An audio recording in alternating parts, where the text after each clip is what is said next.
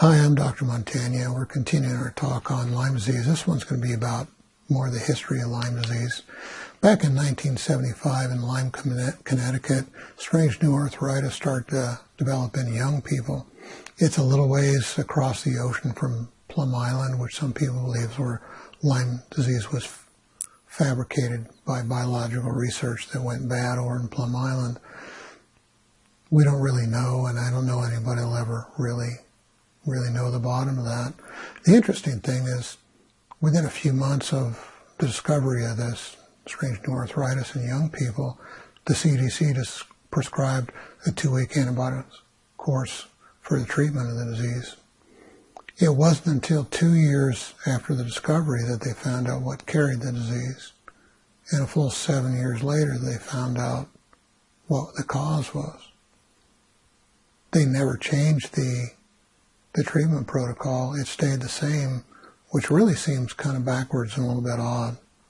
We really should have a treatment protocol that's established from trials of whatever's causing something, not some arbitrary application of something along the line. And it makes sense on why there's so many problems with the treatment protocols.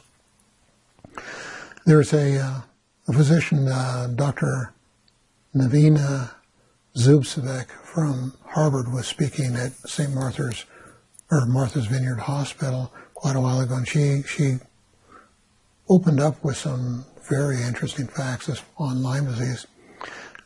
One of the things she said is that conception of the tick has to be attached for 48 hours. To inject the bacteria is completely outdated.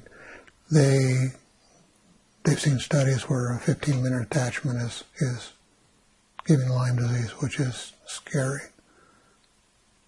It can give 10 minutes for Poliovirus, and for Lyme disease, they really don't have any idea.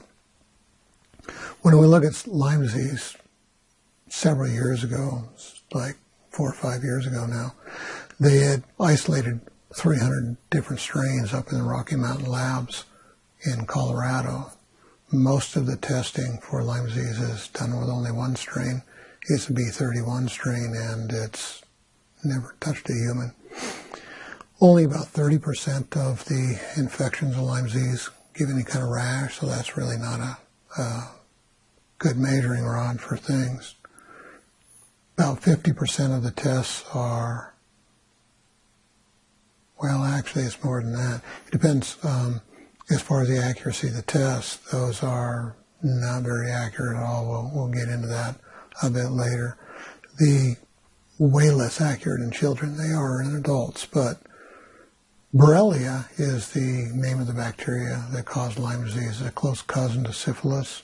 It mutates very quickly. It moves out of the blood quickly.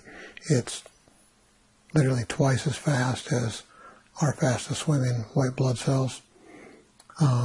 Once it hits your tissues, it can read your proteins, cover itself like a snail shell with your own protein, and the immune system just looks at it and goes, oh, that's me, sails over the top of it. When it's threatened, it makes a biofilm. It's got all kinds of evidence that the biofilms are actually a life cycle now. If the biofilm's fixed, it stays there. If it's floating, it moves. That can cause strokes, heart attacks, things like that. The bacteria can communicate, feed, and multiply inside of those biofilms. The same Dr. Zubik in the talk in Martha's Vineyard Hospital, she said with current testing, 69 out of 100 who have Lyme disease can go untreated because the tests are that inaccurate. Bullseye rash is only about 20% of the time at best. And one thing she said that was really, really striking is that the primary treatment that's used for it, doxycycline, it stops the bacteria from replicating. That means growing and dividing and making more bacteria, but it doesn't kill them. The killing of the bacteria is up to the body to be able to do that.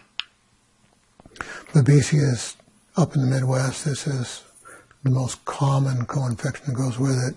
It's not uncommon for Babesia to be worse than Lyme disease in the Midwest. There, at last looking, there was about 100 different strains of that, 3 different lab tests for it, 2 ELISA, 1 smear. The lab tests in those are less than 20% as far as accuracy goes. Erlichia is another co-infection that goes along with it. It's a bacterial parasite that invades your white blood cells and makes those unable to go fight anything. There were 26 strains of this last time that I looked. Lab tests for this are, last time there was results published, they were close to 20% in the first 2 weeks of infection for both this and Babesia.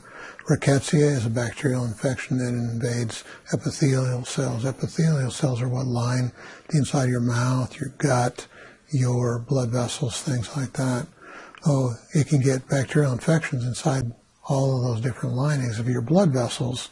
We're really in trouble because that makes the blood vessels rough, that makes the blood cells start to tumble, and it can create all kinds of clotting issues, coagulation issues, circulating issues.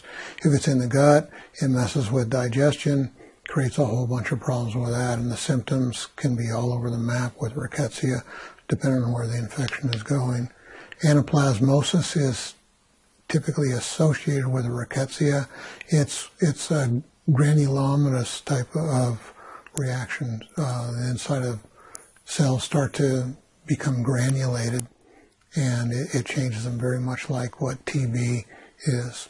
It used to be thought that this was just a reaction with several different classes of bacteria causing it. The literature isn't real clear as far as that goes, so we don't really know how many different infective agents there really are with this. And then there's the Poliovirus. That's, at least it's rare. There's about 75 cases of that reported in the United States in over a decade of time.